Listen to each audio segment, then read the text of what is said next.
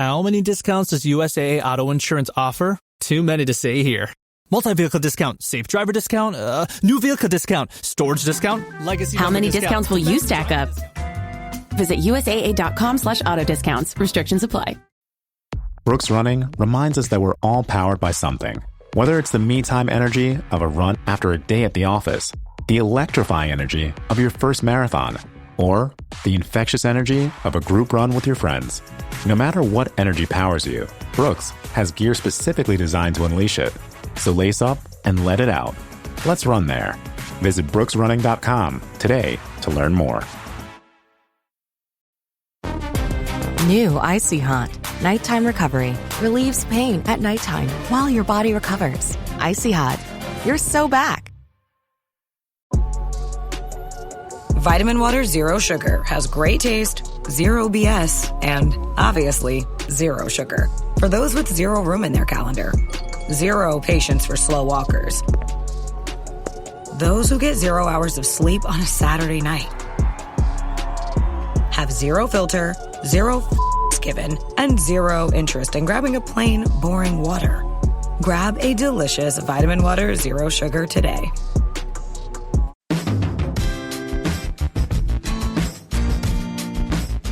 Welcome into the Tour Coach, everybody. I'm your host, Tony Ruggiero, as I am every week here on the Tour Coach podcast. If you've been listening for a while or you've recently started listening, you probably know that, or if you're new, this is really for you, but these are the stories and the conversations and the chats with the people that I meet in my journey in golf, coaching, teaching, playing golf. These are the fitness instructors, the mental coaches, the performance coaches, the other teachers, the players, and the people that I run into day to day teaching and coaching that I think shed interesting perspectives, have great views and information that can help all of you that love the game of golf play better, coach better, teach better, practice better. It's all in an effort to give you the best information. So hopefully you like these conversations here on the Tour Coach. We appreciate all of you listening and watching. And more importantly, or equally as important, we appreciate our sponsors, Mitch McConnell and Buick GMC, Blaine Stokely, Stokely's Midtown Garden Center, Taylor Martino and Rowan. And none of this would be possible without the folks at Shrixon Golf and Vineyard Vines and Bushnell. They've been with us forever. We're going to be with you, helping you play the game of golf better. Enjoy the Tour Coach podcast. Go find us on YouTube, Do Sweeper TV. Follow us, like us, comment. All right, so joining me here on the Tour Coach, a good friend of mine, was the longtime instruction editor, 25 years at Golf Digest, Matt Rudy. Matt, kind of moving on to some other stuff. I know we're going to be having you hang out, but welcome, and appreciate you sitting in and all the support over the years. We've had some good times. We have. It's always good to talk to you. And when you say 25 years, it makes me feel old. Trust me. I know that feeling. You start getting older and you start looking at stuff in different ways.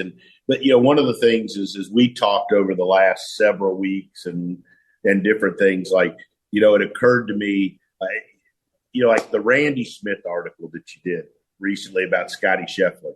I said to multiple people, I've given it to multiple juniors and parents, yep. Right? And I think that was one of the best pieces written that I can remember. But I started thinking back of, all of the great teachers, all of the great shoots you've been on. There's got to be some, I just wanted to pick your brain for a few on some of the great stories and some of the great instruction pieces that you've been to and that you remember. And, it's interesting as this podcast has kind of morphed over the last several years. It's turned into kind of like 50-50 teachers and players. Right. It's interesting. We get a lot of people that want to play better, but we also get a lot of people that want to coach and teach better listening to it. So I just thought let's talk about what are some of your most memorable teachers you've worked with, shoots you've worked on, and what are some stories we can take from them? It's good that you started with the Randy Smith one, because Randy, I started at Golf Digest in 1999, and he was a Golf Digest staff teaching professional even before I got there. And when I started, he was one of the first people I was. You get assigned people on the staff.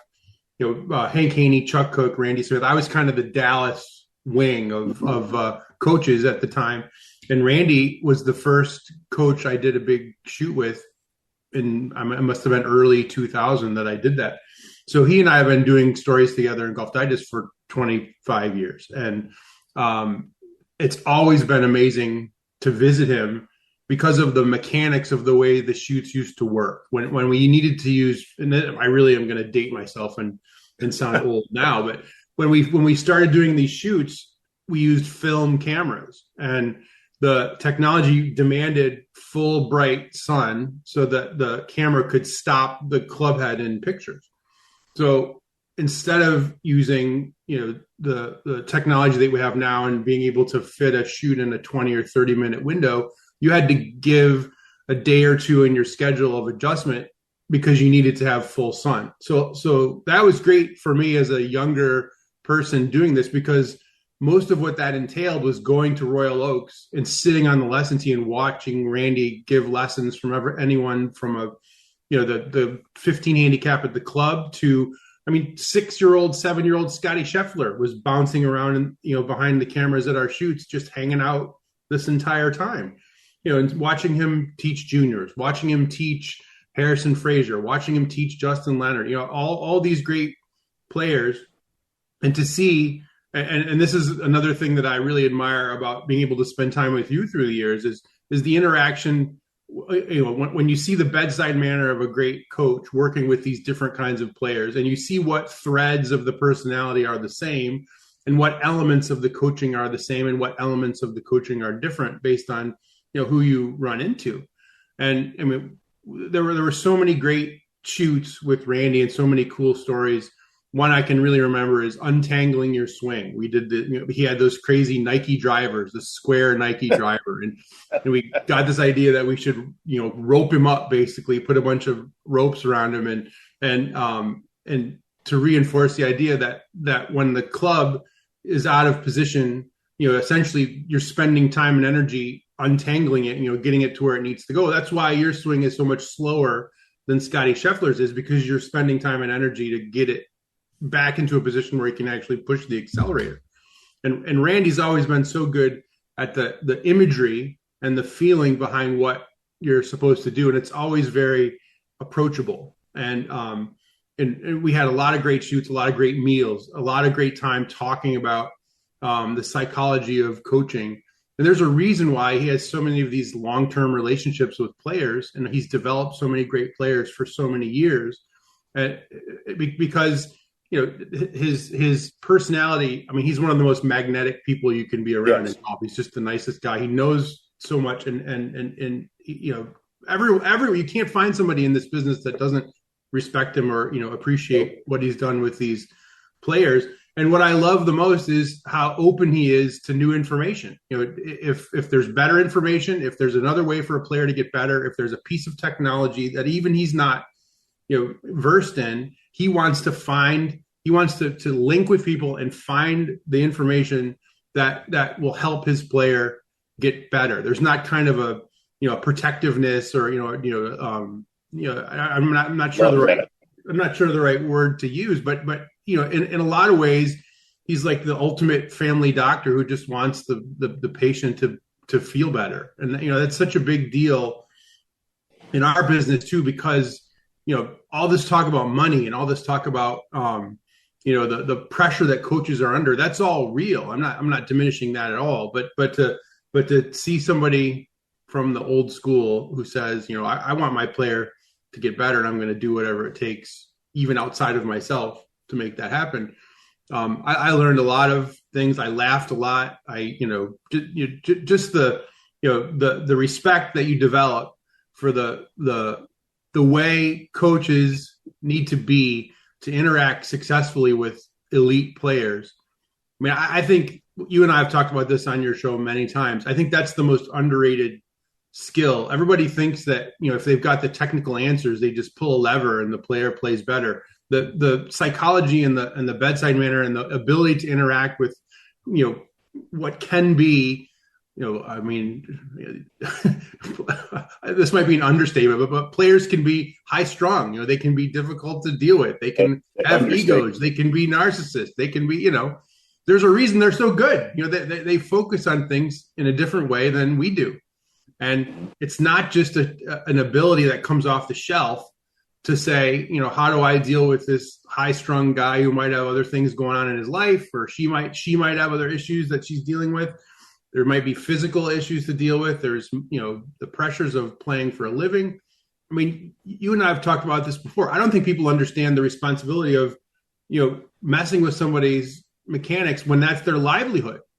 It's all fun and games to post something online and say, why doesn't he just do X, Y, Z with the swing? Or why doesn't she do, why is she doing this? But when the rubber meets the road and you actually have the responsibility of turning the knobs to help someone do something better, it's a big deal. And I haven't met anyone in this business who does it, with so much grace and so much. I mean, just being around Randy's a pleasure for sure. And I was trying to think of how many shoots. I mean, we had to have done upwards of 50 photo and video shoots in 25 years. And it really makes me happy that my last piece as the senior writer at Golf Digest was this big Scotty Scheffler. It was, it's Randy's first person account of how he helped Scotty Scheffler build what Scotty Scheffler is today. And I got to see all of that. And when I think about that, and I think about working with doing Hank Haney stuff when Hank was teaching Tiger Woods, to see that firsthand. I mean, how do you replicate being able to walk with Hank inside the ropes at Carnoustie at the British Open and watch Tiger Woods playing in an Open Championship and hearing about the stuff that they're working on, and developing the trust with the coach where you could hear the behind the scenes stuff that's happening, and be able to come up with a plan about how to help average people learn about that. I mean, I got to do some things that I don't even know if it's going to be possible for people to do them now, because the walls are much higher. Oh, for sure. There's so much more attention. Players are much more guarded, and understandably so, because of the way social media is.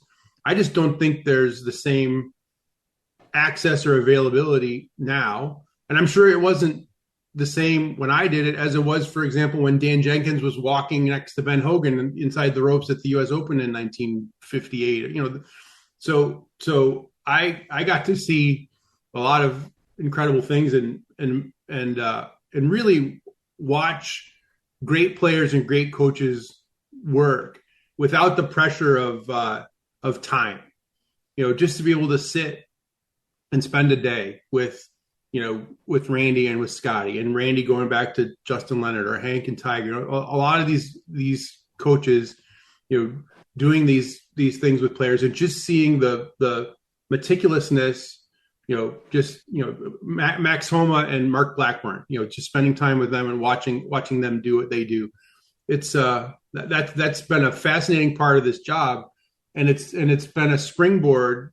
I've been doing books and projects with peak performance coaches outside of golf, because I think they recognize that seeing under the hood of those relationships is really the same as seeing under the hood in relationships in business. Navy SEALs doing leadership books, and different people in all parts of the business world, I think, look to golfers and golf coaches. It's almost, that's a metaphor for what people are trying to do in their business lives too. So I think that's really been a productive part of my experience over those 25 years.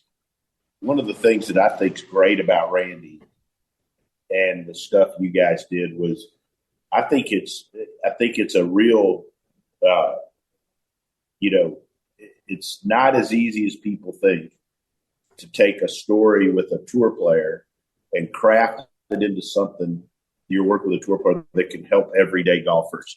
For sure. And I think also one of the great things about Randy, and I've strived to do this in my career, is he still teaches regular golfers.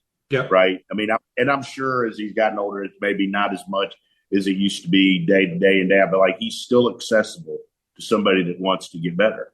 And I think that's one thing when you look at great teachers, and like I've been fortunate to go out and watch Butch teach a school, regular golfers, like the ability to communicate with the best in the world, and then the ability to turn around and teach somebody that's trying to break 80 or 85 for the first time. I think that's a special gift and a special talent. Yeah, I mean, I think that it is. It's a special gift to be able to turn around and do it. And it's also a special gift to understand the ways that those things are similar and the way they're different. And I mean, there's a wide spectrum of stories that come to mind, but this is not to pick on. I don't want to get 6 million emails from Ben Doyle lovers, but you know, one of the pieces I did years ago was to travel around and meet with coaches that were method teachers, you know, gravity golf, you know, and I went and spent a day watching Ben Doyle give lessons in California. And it was fascinating. He was a fascinating guy. And I watched him give the identical lesson for 2 days. He gave the identical lesson to every single person who came to see him, from an elderly woman to an athletic college, young, 20-year-old guy to a 15, it was the same lesson. And I'm not coming from a place of criticism. I'm not saying he's doing the wrong thing, but that dedication to the precision and the belief of how the golf swing should be taught, and his commitment to what he felt was, were the physics involved in the golf swing. That was really fascinating for me to watch. And then to watch other coaches who are, and I mean this in the best way, who are chameleons, who can take the energy that's coming from the person. It could be someone who's hurting physically. It could be somebody who's combative and thinks they know lots of what's going on. And they, you've seen it, right? It's almost like a boxing match where the coach is bobbing and sort of taking the energy that's coming from the player and redirecting it in a positive way, or when you watch it, and you've experienced this, I know, when you see a tour player who's in a crisis, right? They come off the course. I'll never forget Hank Haney telling me the story of Mark O'Meara at the Masters. The year O'Meara won the Masters, he came off the course after the first round. I think he shot 76, and he says, "I have the full-blown yips, putting yips. I have to withdraw. I can't, what am I supposed to do?" And the triage that has to happen on a late Thursday afternoon at Augusta National to fix a guy. It's not even fixing the mechanics. It's getting the person in a headspace where they can go play again, and the guy wins the tournament. And to hear about that kind of stuff, and to learn what a high wire act that is in the professional game, and then to equate it to what average players go through, and how important the game is to average people, and how much enjoyment they get out of it, and the best coaches, they take so much responsibility for wanting the average players at their club, or the ones who come to see them at their studio, to love the game and to enjoy playing it. It's not just a way to rack up a 6 lesson pack and make some money. It's you're holding this person's enjoyment in your hands, and you're giving them the ability to enjoy the game more quickly. And I have a tremendous amount of respect for the coaches that work so hard at that every day. And there's so many different cool ways to do it. There's ways to do it with lots of technology. There's ways to do it with no technology. There's, when you watch, I call it retail golf instruction. When you watch a great retail golf instructor, where you plop somebody down in front of them and they know what to do, it's really fun to watch, for sure. Raise the rudders! Raise the sails! Raise the sails! Captain, an unidentified ship is approaching. Over. Roger. Wait, is that an enterprise sales solution? Reach sales professionals, not professional sailors. With LinkedIn ads, you can target the right people by industry, job title, and more. We'll even give you a $100 credit on your next campaign. Get started today at linkedin.com/results. Terms and conditions apply. Hey, it's Paris. You know I love sparkly things, right? Like stars. Duh. And thanks to Hilton and AutoCamp, I just slept under them. Picture me, serving looks by the fire outside my luxurious Airstream, making s'mores with the kids, while a national park is our backdrop. The great outdoors meets Hilton hospitality. That's hot. Explore all the new ways to stay at Hilton.com. Hilton for the stay. This episode is brought to you by Netflix. Becoming the most valuable sports franchise in the world doesn't happen without risk. A man who's willing to bet it all, and the players ready to make their own luck. America's Team, The Gambler and His Cowboys, is the story of the 1990s Dallas Cowboys and Jerry Jones's impact on NFL history. Featuring interviews with iconic 90s players and more. Watch America's Team, The Gambler and His Cowboys, August 19th, only on Netflix. You're tuned into Auto Intelligence, live from Auto Trader, where data, tools, and your preferences sync to make your car shopping smooth. They're searching inventory. Oh, yeah. They find what you need. They're gonna find it. You can make a budget for your wallet to help you succeed. Pricing's precise and true. So true. It's smarter car shopping. Ooh. Just for you. Oh, it's just for you. Ooh. Find your next ride at autotrader.com.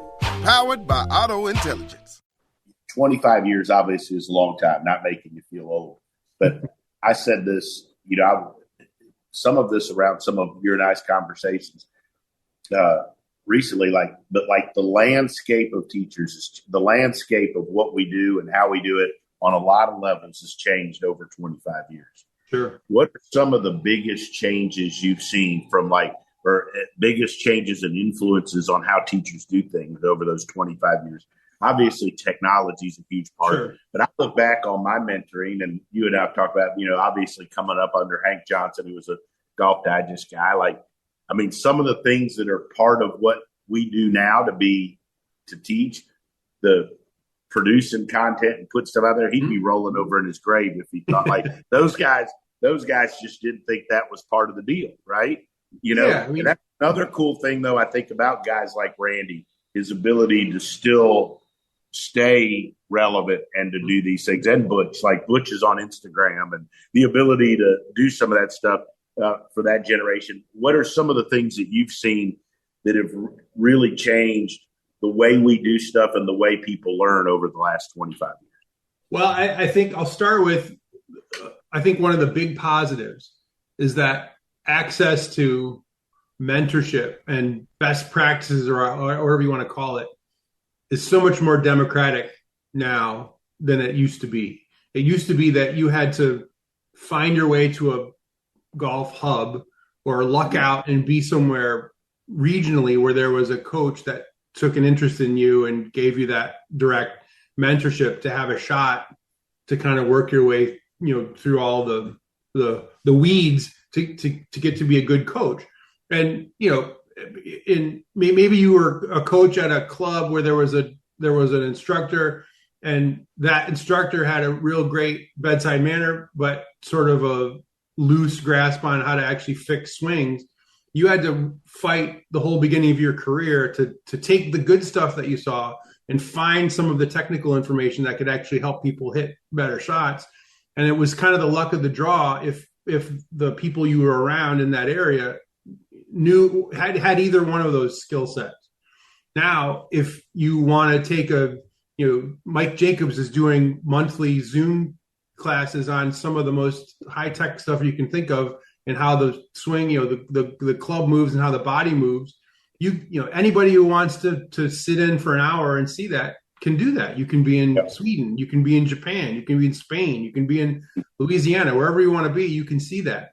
If you follow certain coaches on Instagram, Randy's another great example. If you're an aspiring coach and you approach it the right way and say, I want to come watch you give some lessons, you can go do that. You can watch someone give lessons. You can see some great coaches on Instagram helping tour players, or on TikTok. You can actually use social media to get some best practices, watching great coaches all over the world. So I think you have a better shot now of having this, floor of this, this baseline of information. Maybe it's fitness stuff. I mean, just when you think about, guys like Colby, that, people that you work with, the ability to work with great fitness professionals and help people with their bodies at the same time as you're helping them with their swing. That's information that 20 years ago was, not only was it foreign, I think the perception in golf was that might even hurt you. Lifting weights, doing something with your body was not necessary to playing well. Now you and I know you do this in your own business. You've got men and women, you've transformed their lives, not just their golf swing, but their lives, because you've helped them, connect what they're doing with their body with what their golf swing, and they come out feeling better, looking better, moving better. I mean, that's something that improves your life. I'm 51. I mean, just to be able to move around better in my 50s, never mind walking around on the golf course, just being able to do physically is a big deal. So I think the ability to plug into all these different sports psychology experts and very specific short game experts and putting and being able to see around the world in a different way than you could 20 years ago, it gives anybody a shot to do this. And I think that's a wonderful development. The flip side of that is a negative, which is there's a fire hose of information out there. Mm-hmm. There's a fire hose of social media accounts. There's a fire hose of YouTube videos. There's a fire hose of content coming from places like Golf Digest and Golf Magazine. So having a filter, having some kind of curation for what is out there. And I was doing a piece with Mark Blackburn a couple months ago, and he was talking about being a pharmacy. You go to a pharmacy and there's a million drugs in the pharmacy that are great. And they're all amazing inventions that really are wonderful for very specific problems. But if you just start chucking pills down, you're going to get sick or you're going to die. And so I think the issue for not just for coaches, but for coaches who deal with players, your players are coming to you and they've been hit with this fire hose of stuff. What should I do with the club on the, this is what the telestrator said the player did on the broadcast. Oh, I watched Bryson do a video on how to hit it farther, and I'm going to try to do this. All the things that are inputs for a player or are inputs for a coach. I think the job of sorting through that is a much more sophisticated job than many people think. And now there's you have so much information, which is great. There has to be an organizing principle around it. And you need a good coach who can tell you, okay, well, this is great stuff.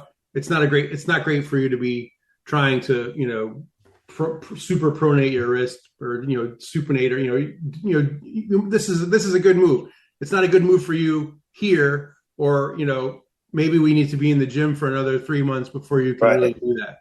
Instead someone's just applying all the bandages right from the beginning, and it's not working. So I think that the job of a good coach is not only working with the player, but it's really understanding the stuff that's coming in to the player's head. I mean, you know better than anyone, the amount of stuff that tour players get from Instagram or from TikTok or from social media. They're surfing around looking for stuff. And they show up at the range on a Tuesday at a tour event trying shit that they saw on social media. And that is amazing to think about. And I don't think that's something Jack Grout was dealing with Jack Nicklaus in 1968. I mean, it just isn't. So, I mean, that's for sure new. And I think there are coaches who understand this dynamic, and they do a great job presenting information. I mean, they're technically superior. They do a great job presenting the information, and they do a great job curating the information. I think you do that for your students. Mark Blackburn does that for his students. Chris Como is terrific at that. Watching what my friend Mike Jacobs is doing with Patrick Harrington. Nobody is a bigger consumer of information than Patrick Harrington. Right, 100%. And to watch Mike play goalie with Patrick Harrington is fascinating. And I think those are all skills that coaches have had to develop in the last 10 years. Yeah, I agree. And I think, and again, and it's, you talk about it like in a tour player sense, but like it's even worse with the 15 handicapper that doesn't practice very much, but they love golf, so they're on their phone looking at Instagram and looking on YouTube, and and that's why I think we've talked it's important to put good content out from my perspective that is in depth, not in depth as in it's complicated, but that, where you help explain to people what this is for and how it can help. Right. And I mean, I think that's a big part of where we're going with our business, it's because more people have access to us. And, along the mentoring lines, I mean, we have that mentoring page on Instagram where you've spoke to our teachers multiple times, right? And it's a free service. And a lot of the questions we get from them is exactly what you talked about. It's like they've got all of this information, but not really sure how to organize it down to what they believe and what they think. And it's helping them and students take all this information that's out there and organize it to what you need. I think a couple of my favorite anecdotes around that. Well, I mean, not to beat on the Randy Smith drum too much, but that guy. It's a good one. If anything, Randy Smith is underrated. He coaches the number one player in the world, and he's underrated as a coach. Correct. I'll never forget sitting there with Randy. It was the day before we were going to do a big Scotty Scheffler cover shoot, and we were talking about technology, and he had just given a lesson to a college, a female college player from one of the schools in Dallas, and he had the TrackMan running during the lesson, and in video, Randy is not a notorious technology guy. I mean, he barely uses video. He barely, historically speaking, he doesn't use a lot of technology. And he had all those things running, and we were talking about it, and he said, and I had never heard someone phrase it this way, and it made a tremendous amount of sense. What he said is, he said, it doesn't matter if I think TrackMan is useful or not useful. I mean, obviously data is good, and the more information I have, the better.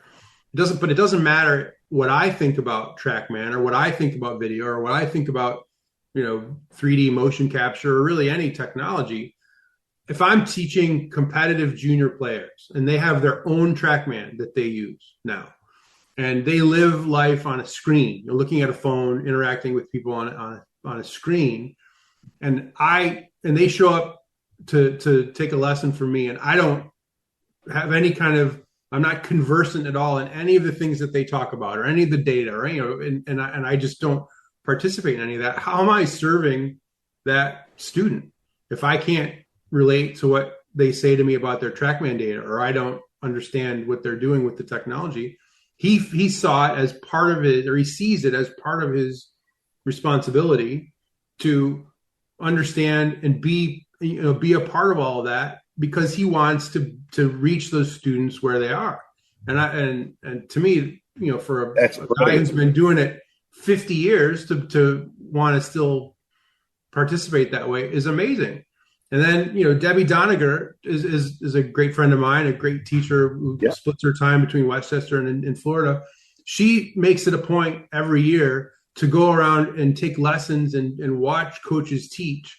And she goes out of her way to go find teachers that she may or may not agree with philosophically, whatever that means. They might teach a different way, they might teach a different style, but she goes out of her way to see coaches that do things that are contrary to what she coaches, because understanding what's out there, understanding what some of the influences are, and this is not Debbie's example, but I mean, I just wanted to call her out because I respect that a tremendous amount to go do that. And this is not to call out Golf Tech, because Nick Clearwater is a great buddy of mine, and I have a tremendous amount of respect for what they do. But I think if you were a coach and you don't go to a Golf Tech and take some lessons from a Golf Tech location and understand what they're doing, they're having a tremendous amount of success helping players play better every single day. So if you're a coach and you don't understand what they're doing for your own purposes as a coach, or to be able to understand players, coming to you, what they're having to say about where they've been before, I mean, I think that's a missed opportunity. So to see that, the openness to new information and the wanting to reach people where they are. I mean, I think that's a great new feature in golf instruction and in golf, because golf has traditionally been traditional. It's been very resistant to change and doing things differently. And just look at Bryson and how Bryson DeChambeau has approached his career, and the willingness that he has to say, yes, people have been doing this forever. I'm going to gain 40 pounds and try to smash it. I'm going to, he's basically deconstructed every part of being a tour player and playing golf and said, I'm just going to do it. I'm going to get evidence and try to do it a different way. And people, just think of the rage that created in the sort of traditional golf community. It's now taken 6, 7, 8 years for people to finally come around and say, oh, well, this actually might be cool.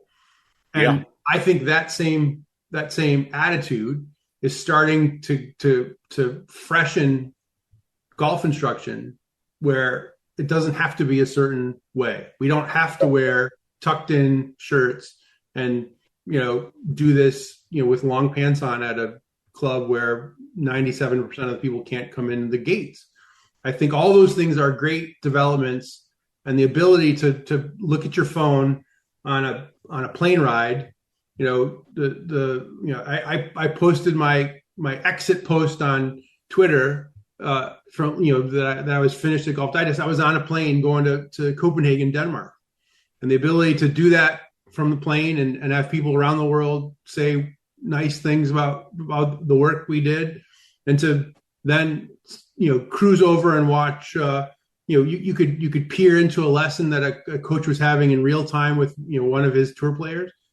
The ability to do that, everyone talks about how great it was that Ben Hogan dug it out of the dirt. If Ben Hogan could have watched a great coach give another player a lesson in 1958, he would have done it. He would have taken the opportunity that we have now. And I mean, there's growing pains about how to sort it out, but having that information is an amazing thing. I think as we wrap, one of the coolest things I've done, and it's been blown away by the response, has been doing YouTube live lessons, just filming during a lesson and watching. Like we did one, Colby and I did one, and we had like 8,000 people, which in the scheme of YouTube's not a lot, but for us, that was a lot of people to throw it out there and do that. Like people love watching it. It's an inside, an inside the ropes look, and and I think as long as you're authentic and it's like they see like it's a real lesson, it isn't a staged production. I think it's powerful stuff.